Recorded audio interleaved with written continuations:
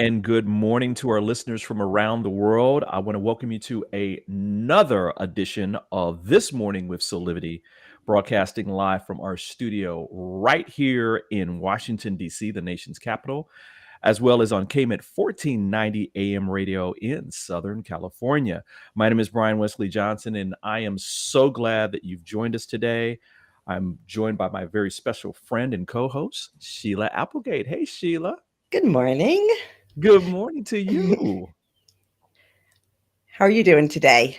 I'm actually doing pretty well, Awesome. yeah, I mean things are like going pretty smooth, though there's a lot of things happening in the world. I'm just kind of I'm kind of happy. Isn't that awesome to be able to find that happiness even when there's chaos around you? Absolutely. What about you? I'd say I'm in the same place, feeling lots of waves of energy going on these days. And there's a part of me that's excited because I feel like we're moving in it, even though it looks chaotic, we're moving in a good direction as a world. Absolutely. Listen, we've got a very special guest coming up in just a second. But before we get started, I want to remind our listeners that listen, you are part of this conversation. We love your thoughts, your comments, your questions. Please just post those directly to our chat here on either YouTube or Facebook, and we will do a shout out to you. Get your comments right in on our live feed. So, why don't we go ahead and get this party started this morning? And I'm going to introduce one of our very special new Solivity friends. Um, Her name is Kassandra Reinhardt, and the Ottawa-based Yin Vinyasa yoga instructor, YouTuber, author, and the face behind Yoga with Cassandra is on a mission to help people of all ages feel great with yoga. As one of the first yoga instructors to embrace online teaching, her Yoga with Cassandra YouTube channel has grown to more than 2 million subscribers and has over 190 million views.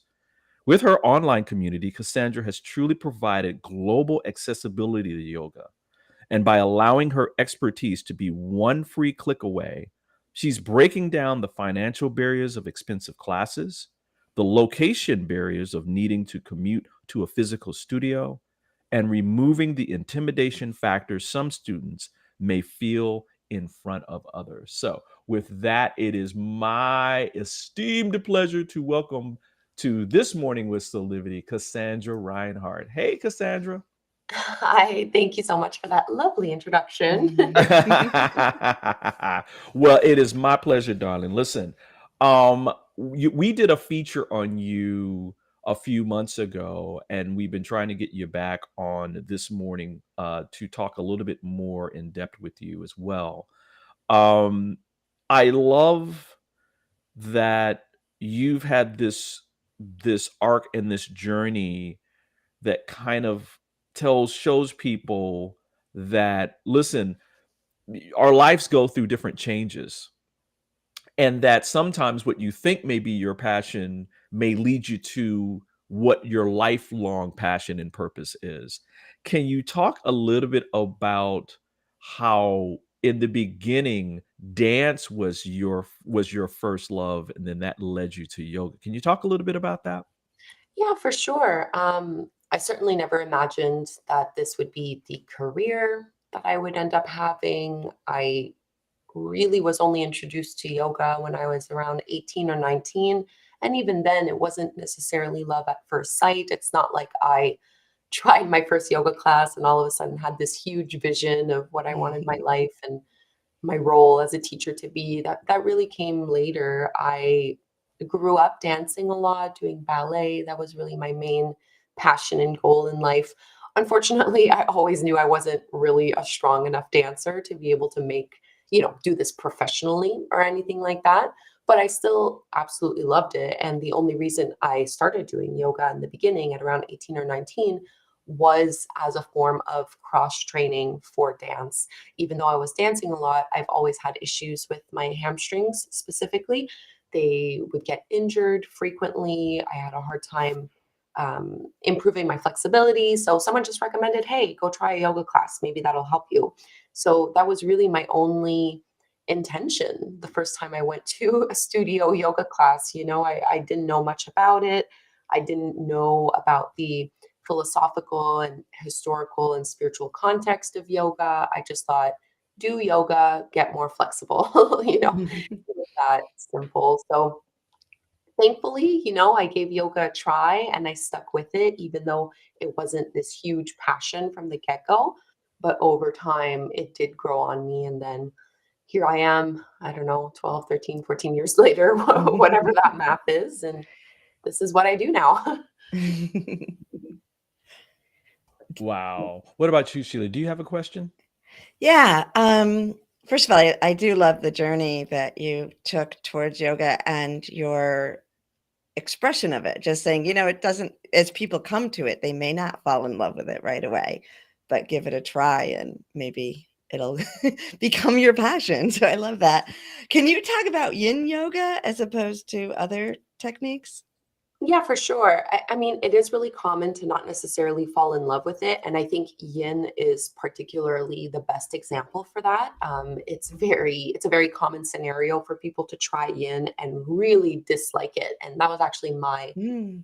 my experience with it, because yin is quite different from other styles that people might be more familiar of. Maybe if people have not tried yoga before and they just imagine yoga, there's probably some kind of movement that they're picturing, maybe sun salutations.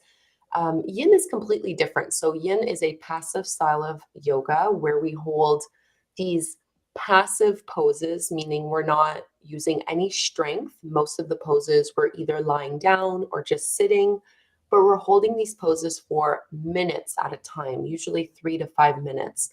So it's a long time to be in a stretch, and you're meant to try to relax your body as much as possible and to let gravity do the work for you.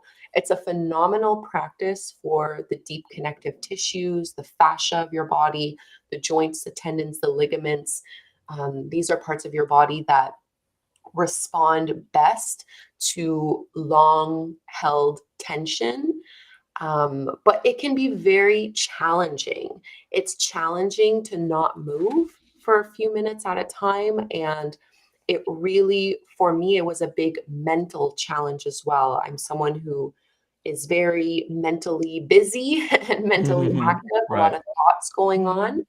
And with other styles of classical yoga that I was more familiar with and had been practicing, like vinyasa, for example, it was easy for me to be distracted while I practiced and to just kind of go through the motion without really being fully present. Whereas with yin, there's kind of nowhere else to go. You're marinating in this pose for so long. You kind of have to be with yourself, and there's a lot of growth that comes from that. So even though I didn't love it at first, that's also the practice that became the most transformational for me, and I stuck with it.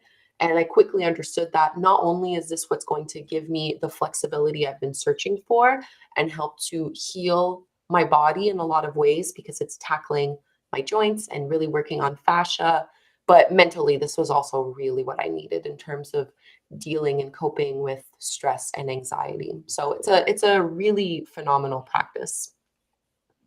Now That's amazing. I was thinking about when we were talking in the feature about some of the challenges you had to overcome when you first started, right? Because we know Mhm. that life is never a straight line, and there's some twists and turns that come along when you are first starting out. Can you talk a little bit about like some of the challenges that you had? Oh, sure. I mean, there's probably a million. Right. It was hard. I mean, one of the biggest challenges is that I started my YouTube channel in 2014, and the world of content creation was not what it is today. Right. So the idea of trying to figure out how to start a YouTube channel, there just weren't as many online resources that tell you how to do that. Now I can just go on Google and say how to start a YouTube channel, and I can find dozens of podcasts and YouTube videos and blog posts and manuals and books, that will tell Mm-hmm. you step by step what you need to do to grow a viewership and all of that, even just the technical aspect of filming and editing and marketing and building a website and social media management. But in 2014, those resources were a lot more limited. So I was going at it quite blind. I didn't totally know what I was doing. I was just stumbling and fumbling my way through it. So that was definitely a big challenge. Another huge challenge was that I was trying to do this on my own part-time in whatever Wow. time I had, right? I was a full-time employee with the municipal government, with the city of Ottawa.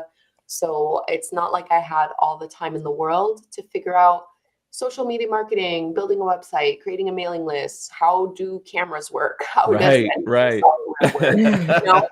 So that was hard. That was hard. The figuring it out on your own and fumbling and having limited time and limited resources. It's not even, I was like 23. I had no money. It's not like I could hire people, to do it for me either. So that was the big challenges, I think, early on for sure. And this was like in when YouTube was like in its infancy to a certain degree. I mean, people were using it for like pre-recorded stuff, but like streaming, I mean, a Yeah, there lot of wasn't a lot of streaming, definitely. no. And I mean, it's not like I was the first yoga teacher on YouTube. There were, Yoga with Adrian was around, but Right. there were a few big channels that were around. But even then, it's like, if you look 9 years ago, it was just such a different Right. world. It was Absolutely. a completely different landscape at that time.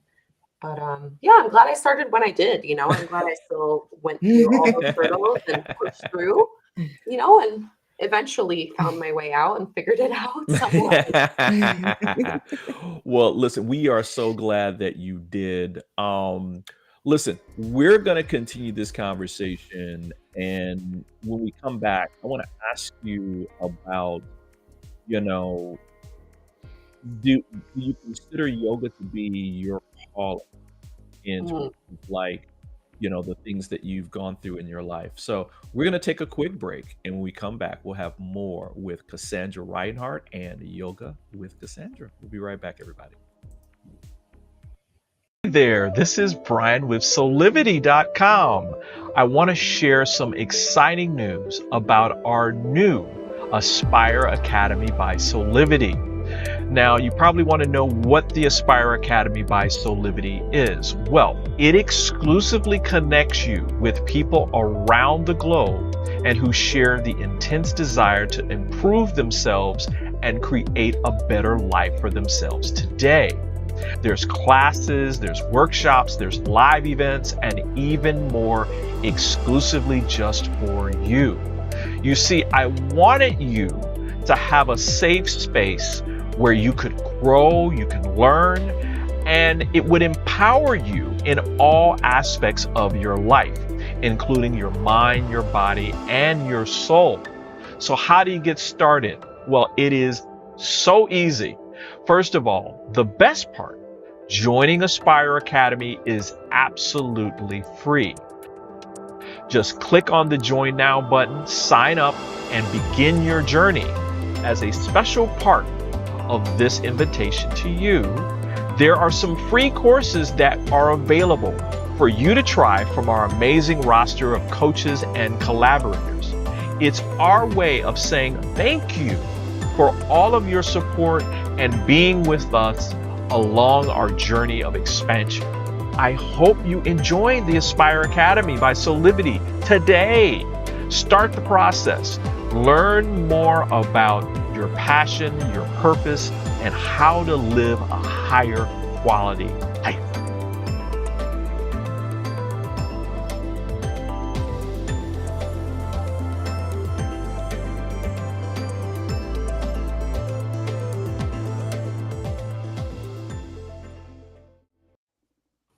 And we're back with more of This Morning with Soulivity. I'm joined by my beautiful co-host, Sheila Applegate, and our very, very special guest today, Kassandra Reinhardt, founder of Yoga with Cassandra. Cassandra, during our interview, I love the fact that you were talking about the fact that you created this gateway for literally thousands of people to discover like Yin Yoga. What does that feel for you at this point? I mean, you started 9 years ago. Do you really feel like this has been a calling for you? Yes, it's I don't know, that's a hard question to answer. Yeah, yeah. There's so much to it. I mean, on one hand, absolutely, the response has been overwhelming, much bigger than anything I could have ever anticipated or Mhm, even imagined, and mhm. I found a lot of purpose through that and a lot of, um, fulfillment, it feels really good. It feels really good to believe and think that I've played some kind of role in people's well-being through doing something that I love, Yeah. Mhm. that feels really good. There's no denying that. And also when it comes to things like my calling and my purpose, I feel like that's so big, Yeah. you know? Yes. It's such a Yeah. huge concept. I don't know. I feel like I have more still also maybe to offer and more to give that I'm not really sure. Um, like I'm not done yet, I think at this point, like I feel like I'm only just getting started, and I'm happy that this has been working and that I have been able to fulfill part of what I feel like is my purpose and my calling. But I don't know that I necessarily feel that it's strictly through yoga. I feel like when it comes to calling and purpose, it's really through kind of like inspiring and empowering people to grow in a way Mhm, and take mhm. care of themselves. And yoga just happens to be one of the vehicles I've been able to do that. Yeah. But that's Yeah. always changing and evolving. It's such a big concept. Right, Like the right. calling. Whew, it's a big one. I love that. Now, do you feel like when I look at your YouTube channel, there's such a welcoming feeling to it, and you do have more than just the videos of yoga available. So, are you already starting to evolve into some of the other areas that you are wanting to include? Yeah, a little bit. So right now, I'm running this 30-day challenge, which I do often. It's my third year doing it, and I usually run them in April. And in the past, it's just been a very straightforward 30-day challenge where you do 10 to 15 minutes of yoga every day. And that's been very successful. And I love doing that. I love showing people that yoga doesn't have to be super long, super strenuous. It doesn't have to be 90 minutes long in order to be effective and worthwhile. 10 to 15 minutes can really change your life. So I did that for 2 years, and I thought I really wanted to do something new this third year.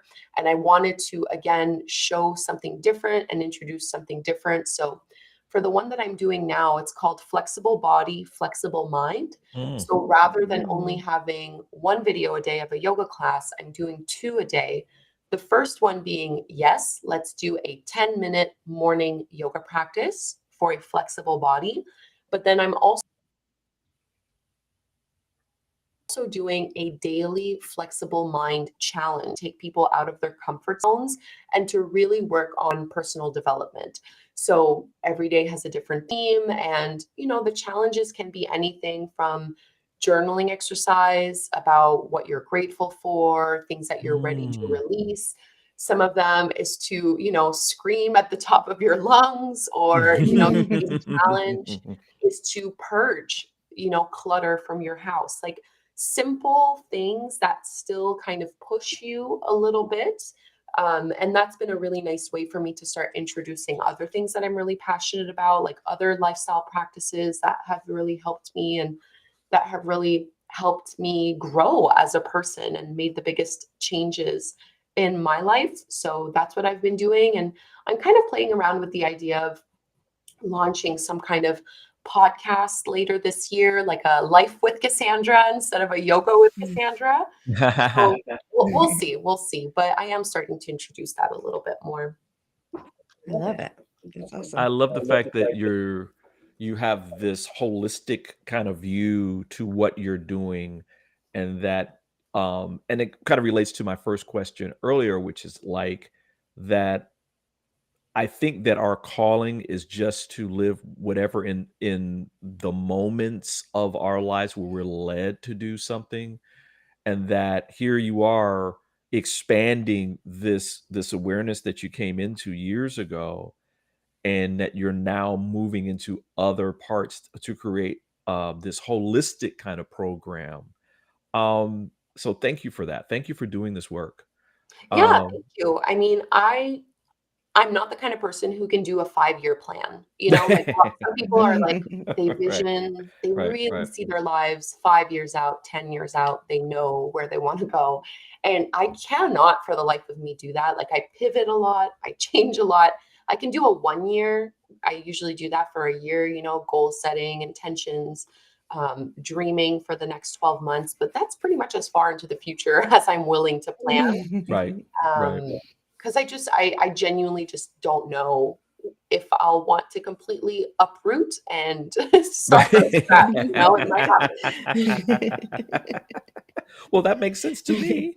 That makes a Yeah, lot of All the more reason for people to go to your channel now. right, right. don't worry, I'm not going away. I'm not Hurry up. I'm not going Oh anywhere. man, I'll still be there. I'm just loving this. I really, really am. I mean, Cassandra, you kind of embody what we try to tell people about, listen, life is meant to be good, right? And that part of that goodness is following your heart toward creating the dream, actually actualizing your dreams into reality. And so, what are some of the benefits? Like if somebody has never done yoga before and they're trying, or coming into one of your programs, what do you say about like starting this kind of journey, right, with them? What are like, do you talk about benefits? Do you talk about like yourself? I mean, and what it's done for you? I mean, what's your quote unquote kind of pitch? I find that what tends to hook people the most in general, I find you have to start with the physical benefits. Yoga is phenomenal Mm, physically, mentally, emotionally, spiritually. I can talk about all of those, but I find that usually there's probably some kind of something physical that people are looking for support with. mhm. So whether they feel like they have a lot of headaches, or whether they feel like they wake up with a lot of back pain, or it's getting harder and harder for them to kind of like sit down and get back up, like bend over to tie their shoelaces. Like these are fairly simple things, but Mhm. as we get older, mobility is extremely important. I'm a Uh-huh. big fan of really stressing the importance of that, of continuing to move and use your body. I'm a big believer in this philosophy when it comes to the body and aging. Like if you don't use it, you will lose it. It's Yeah, important yeah. to, keep doing these things. That's a huge, I would say, to me, that's the most important one. If I could get people to understand that yoga is a practice that will support you for decades to come, and you can start no matter where you are in life. It's not something that you should have started in your 20s. If you're listening to this in your 50s, 60s, 70s, you can start right away, right now. There are styles of yoga and methods of approaching the practice that can be accessible for anyone. You can do it in your chair. You don't even need to be fully mobile to be Wow. able to benefit from the practice. So to me, that's the biggest one, is like even though I say I'm not someone who plans, career wise and things like that for the next 5 years, I am someone who really thinks about my eldest self. I really do try to think about how am I going to want to feel as, I'm in my 30s now, but what's my 40s, 50s, 60s, and hopefully well beyond. Yeah. How do I want to feel? What is that going to look like? And how can I best support my body so that I'm mentally sharp, but also physically able and independent and mobile. So yoga is a big, big, big, big motivator for me in that way. And then also, I think a lot of people, stress and anxiety is something maybe that they're quite familiar with. That was a big one for me when I first started. Mhm. I still do um, struggle with anxiety, but yoga is a phenomenal tool. I'm really grateful that I've been able to learn more about how to use yoga to manage Mhm. anxiety and stress, even trouble sleeping, which is something that I've had a lot growing up. Um, those are the main ones for me for sure. Oh man. Well, listen, you're gonna get me starting up a yoga practice here. Good. Listen, we're gonna talk more with Cassandra after this next break. Loving the conversation. Thank you for listening in, everybody, and we'll be back with more of This Morning with Solivity. Hi there, Sheila Applegate here with some exciting news. I've joined the incredible Soulivity team as the host of the new Consciously Awesome live show, where I will be sharing insights to help you discover your full brilliance and claim the vibrant life you deserve. So tune in every Wednesday right here on Soulivity TV to join the fun, and remember to subscribe to the channel so that you don't miss a single episode. Have an awesome week, and I will see you on Wednesday.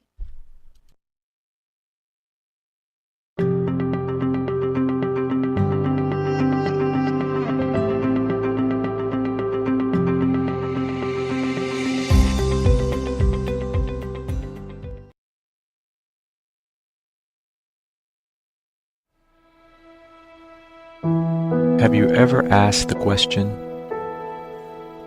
if I was to be anything, what would I be? Regardless of money, regardless of status, beyond popularity and fame. Living your passion, feeling your life has purpose. Solivity is a space to nurture that which lives in all of us. A place where work can become play, and doing what we love creates the dreams of a lifetime.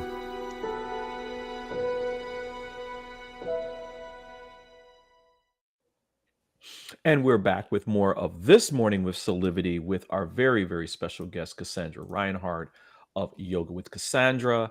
Sheila, did you have a question? Yeah. So, you do speak a lot about the physical benefits, and I think yoga has become so much more popular in the Western world over the last couple decades, and it seems like there's kind of two schools, some that are just primarily about the stretching, the exercise, the physical health, and then there's the whole spiritual component that some people kind of resonate towards. Where do you feel like you stand with that? Do you bring any of the spiritual concepts into it, or do you keep that separate? No, I like to teach as authentically as I can and have a nice mix of both. I find that people will take what they need, they'll take what they want, what resonates with them, and they can leave the rest. I'm never approaching my teachings as preaching, right? I'm really just trying to Right. share and trying to provide tools and resources that can empower and that can really make a difference, and I'm a big believer in also teaching from a place of embodiment. So teaching what I really truly know versus just something that I read and am now repeating. I want the teachings to be really lived in and very authentic and, relevant as well, relevant to modern day life. So, of course, it's not for everyone, right? Like, not everyone is going to resonate with the spiritual philosophy and teachings that yoga has to offer. However, a lot of it is common sense that I think people will Right. resonate with, this idea of compassion and this idea of non-attachment, this idea that you are more than just your physical body and that you don't have to be completely absorbed and enthralled with the little voice inside your head. That's Right, very right. like that's a very practical teaching, and even though it's spiritual in its nature, I think it's probably applicable to everyone, and we could all probably learn to separate, what is the little voice of my ego versus my true self. That's very useful and practical. So those are the kinds of things that I like to teach in. Yes, it's spiritual, but it's very relevant and it's very applicable to day-to-day life. I love that. And you know what? The thing you said that stuck out the most is, because I see this in you, is that you always try to be authentic. And so anything you're bringing from a place of authenticity and inner truth, which I think is beautiful. Yeah. And, that means that for some people, I'll be the best teacher for them. They'll resonate with that. And for others, I'm not going to be offering what they need. And that's okay too. There's about a million other teachers out there. There's no sense and no point in me trying to wear all hats and be all things. And I will have people, students who come to me and say, I wish you did more of X, or I wish you did less of Y, or, they'll have feedback, like they want me to be something a little bit different than when I am. And unfortunately, I'm just not really willing to do that. Like I feel most comfortable just being who I am, teaching the way I teach, practicing the way I practice. And, I've always from day one felt very confident that it'll be great and perfect for some people and wrong for others. And that's okay. That's not a problem that needs to be solved. That's a great thing. It empowers other people to then go and seek out the right teacher for them. I'm not meant to be everyone's teacher. That's never been something that I've been after. And I find the more you try to really please people and really cater to a larger and larger audience, the easier it is to kind of lose yourself and lose what made you special to begin with.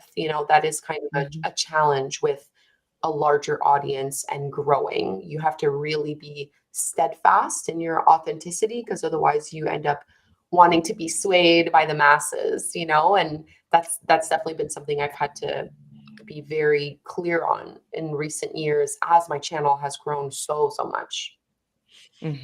Speaking of your channel growing so much, I'm thinking of the fact that as a father, as a parent, I can only imagine the beauty of your family seeing you fly and grow and evolve, and what example that is giving to that beautiful gift that you're giving your children. Um, let's do a little quick shout out. So I know you have a beautiful family. I know you have children. Can you tell us a little bit about them, what their names are, and that kind of thing? Well, I have furry children. I don't have human children. But you know what? My dog, my horse, my 2 cats, they're so proud of me. They're happy that, I'm able to give them a lovely lifestyle. So, no, my husband and I do not have children. So no, Not yet. yeah. But it has been funny watching like my parents and the rest of my family, cousins, aunts, uncles, grandparents, things like that. At first they were like, "You're doing what now?" On YouTube, like it took a long time for people's heads to be wrapped around, like especially when I'm like, I'm quitting my government job and I'm doing this. They're like, but how are you making money? Right. Making money online is very foreign. It took a while for people to understand that, don't worry, like you can make money on YouTube, and don't worry, I have, streams of income. I'm okay. I'm not throwing it all away and just, but that's been really funny. But no, they've all been very, very supportive and very encouraging. Do you pinch yourself still when you look at the number of subscribers you have? In a way, something that is a little strange that has happened to me with numbers. I felt like the biggest high I've ever gotten from like, oh my gosh, my subscriber count is when I reached 100,000 subscribers. That felt so earth-shattering. Wow. And it was such a mindset shift. Like that's really when I realized like, whoa, there's a lot of people out in the world. Right. I guess it is possible for me to do something with this and to continue growing it. And obviously, reaching 1 million, 2 million was phenomenal and so proud and so happy. But also in a way, those numbers are so big that it's very hard to wrap your head around.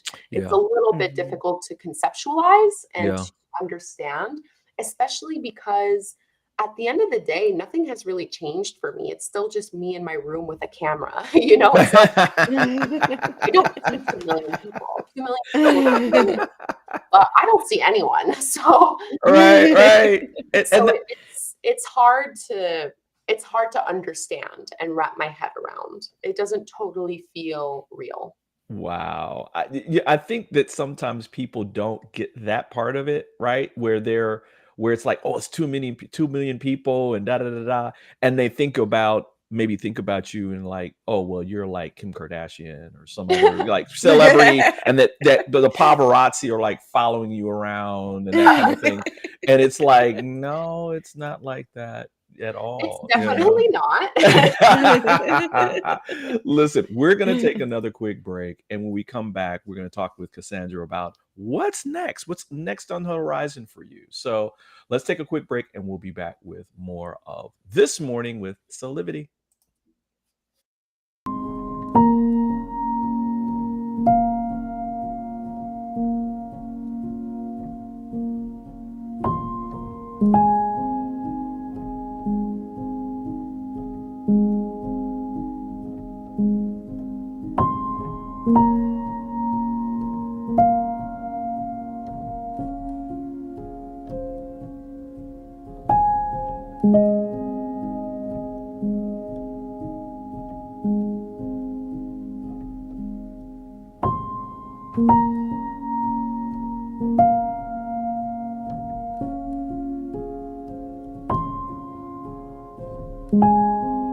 You can find all the Satana products at our Go shop on Soulivity at go.soulivity.com now. Shop for beauty products, skincare, hair care. It is all there at the Go shop. Go shop Soulivity. And we're back with more of This Morning with Solivity with our very special guest, Kassandra Reinhardt of Yoga with Cassandra. Cassandra, what is next? What is next for you on the horizon? I mean, you're always doing so much, and we appreciate it. But what's next for you? Yeah, I am usually doing a lot. I'm doing, I think, a little bit less this year. Last year I had a lot of like product launches, the new book, my cards, a journal came out. So it was a really busy time. And I also was working on this 30-day challenge. So it feels like I've really been working hard over the past 6 months for this April challenge. Now it's going underway. So most of my attention, obviously, this month is still focusing on that. And then beyond the year, it's like I haven't really thought further. I'm like, yeah, what am I doing in May and June and July? So for sure, I'm just going back to my regular scheduled programming with YouTube, continuing to do that. But something I have been toying around and playing in the back of my mind that I'm hoping maybe I could launch this year, if not, bright and early, maybe January of 2024, is I do kind of want to get a seasonal podcast put together. I don't know if it'll be like a YouTube videos or if it'll strictly be audio, but I am kind of in a place where I'm wanting to share something other than yoga or like in addition to yoga. So this Life with Cassandra podcast has been floating in my mind. So now I'm just in the planning stages. I've written out a little bit of like my season 1, 10 episodes, what I think I want to cover and stuff. But as I'm sure you can understand, that takes a long time from conception to execution. So Oh, yeah. I don't really know when it's going to see the light of day. I'm at least going to be in the planning preparation stages for the next little while. So that's exciting. It's exciting to have something else to, introduce and work on. I like having different opportunities to challenge myself and, because it feels like the YouTube thing, like obviously there's always room to grow, but I feel like I know what I'm doing now, Right. Right. So Like you kind of get to a point at which you feel like you've mastered this, right? In a way, in a way, right? You can always evolve it. There'll always be new things that you're going to bring, like this April series, right? That you're doing right now. But maybe there's that next itch where you're like, maybe I'll do this over here. you know? Exactly. Exactly. Sheila? Well, I'm just thinking if you're done at the end of April into May, you should go to the Tulip Festival. You know? Oh, yeah. Yeah, But we've had a beyond that, I very don't have long, plans for you. oh yeah, no, we've had a very, very, very long winter. I think it's like it was like a record-breaking darkest winter in many, many years. So I'm Yeah. very excited about this warmer weather in spring. So I might work less so I can be outside more and just enjoy it. And beyond that, I think that the idea of I just hear you as a creator, right? Like that creative energy is coming out. And I love hearing that you follow that passion into the next thing and always want to expand yourself. So I think that's beautiful. Yeah, thank you. And you know, honestly, what I've realized is I am someone who tends to just keep myself busy. And unfortunately, if I do that for too long, then I don't have any creativity left. You know, if I just Right. stay stuck Mhm. doing what I've been doing, even if it's working well, you know, even if I am setting out to do what I want, you know, and accomplishing things, quote unquote, and getting results. If I just do the same thing for too long, it becomes a little bit stagnant and stale. And then I'm overworked. And it's like you get overworked without being fulfilled in a way, Yeah. and there's Yeah. no creative juice left. So I do often have to take some breaks of doing less and doing nothing, and in order to figure out what I want the next thing to be, you know? Yeah. Mm. And I feel like, people may not realize how essential that is. So, because, you're saying you're very good, you know how to do it, you do the yoga every day, you kind of got the system down. But the thing is, it's the energy you bring to it that makes the Mhm. difference. And that's so in tune to you taking rest time and being creative to keep that frequency up when you're in the video. So I just want to honor you for doing that. Thanks. Yeah, it can be hard sometimes to step away, but you know, you got to do it. You got to do it sometimes. Yeah. Absolutely.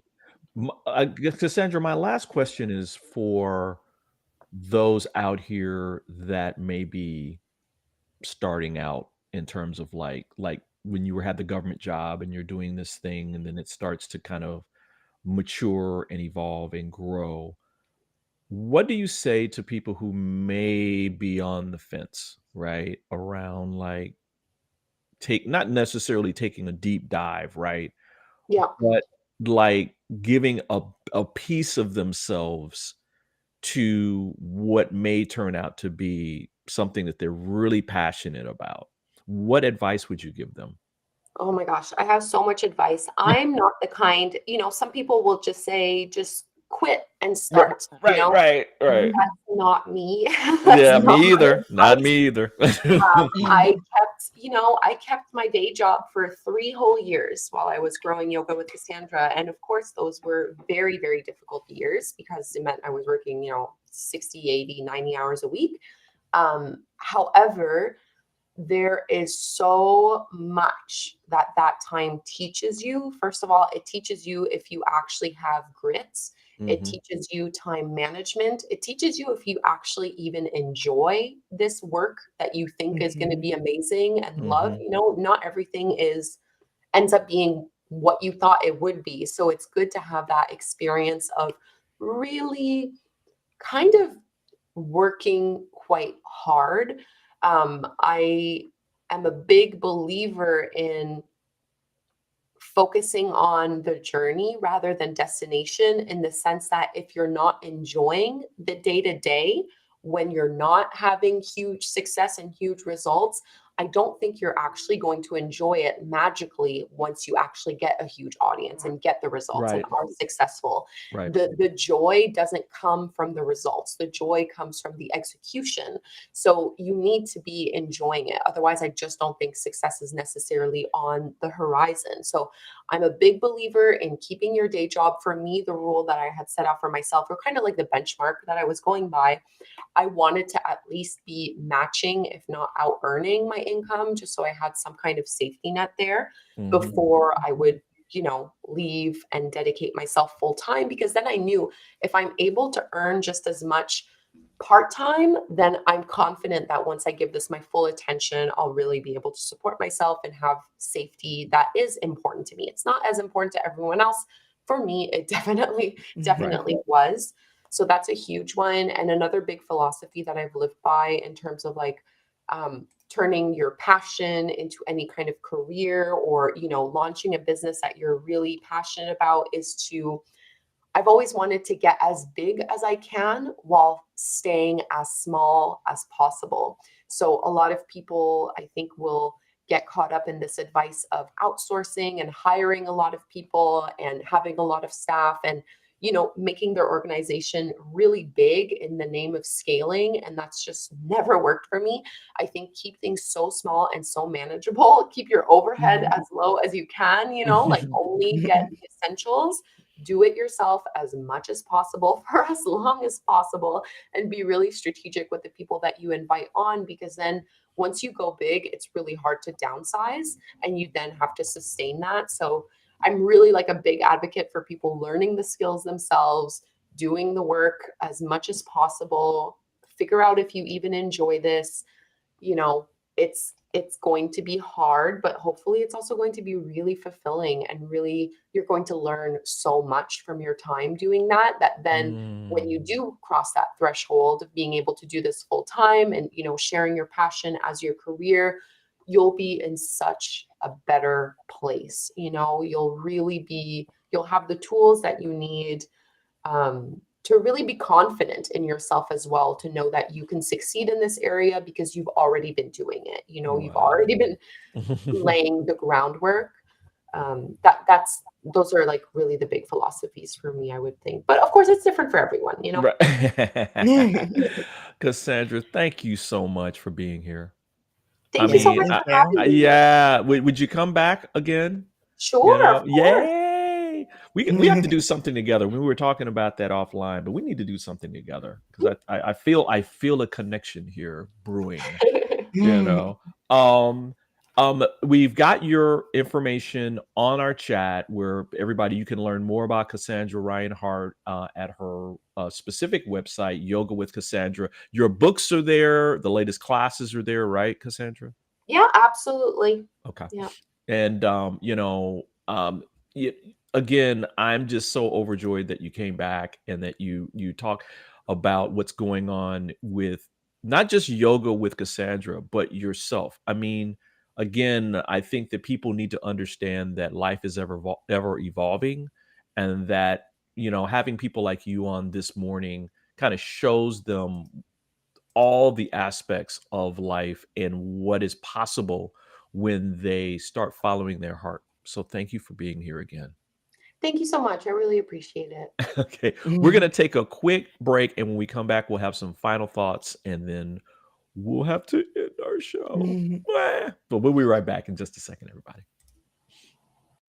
6 years ago, when I started Solivity, my vision was to support everyone in improving their life through the discovery of their passion and purpose, so they could become the best version of themselves, to battle fear and ignorance, and create a better world today.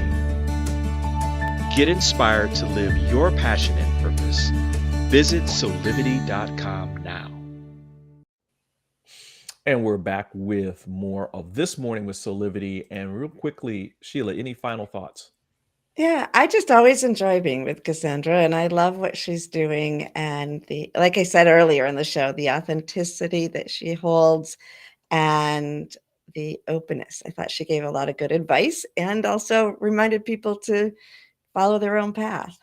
Absolutely. Absolutely. I think that you could not have said it better.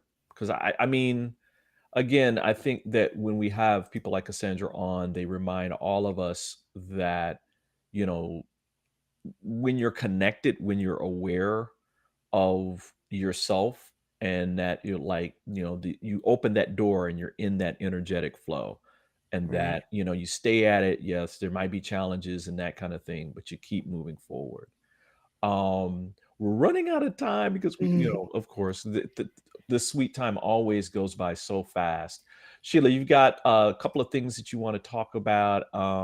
Soul connection sessions. Yes, we have the Soul Connection sessions with $44 off your first session if you use the code SOUL23. That's the special Soulivity discount.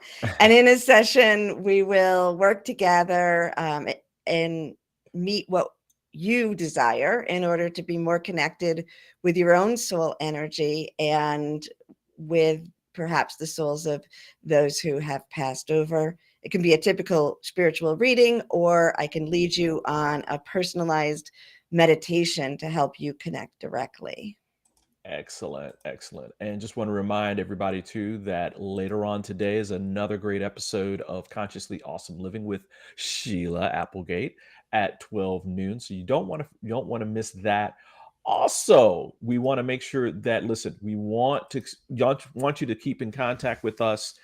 So please remember to follow us on social media and join our mailing list by visiting our this morning Solivity landing page at solivity.com/this-morning for more information. Wow, there's always so much going on, Sheila. I mean, my goodness. Listen, on behalf of all of us here, I want to say thank you again for joining us for another fantastic episode of This Morning with Solivity. We hope that you come back and join us every weekday at 8 a.m. Eastern for our live broadcast. Or you can listen every Thursday and Friday at 9 a.m. Pacific on KMET 1490 AM for all of you out on the West Coast. Man, Sheila, parting is such sweet sorrow. You make me do this every time. I know. Tomorrow. I know. I can't not rhyme that. It's like, I'm so forced. I must rhyme. Listen, on behalf of everybody, listen, until next time, keep having real conversations that empower with passion and purpose, and keep on creating that best life today, that high quality life of great things in your life. So we'll talk to you soon. Bye. Bye.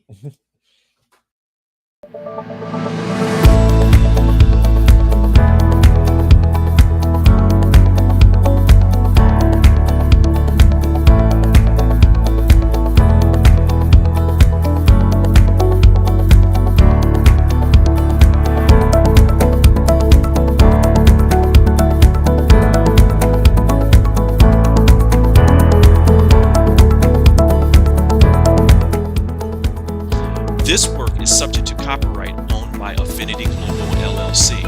Any reproduction or republication of all or part of this is expressly prohibited unless Affinity Global LLC has explicitly granted its prior written consent. All other rights reserved.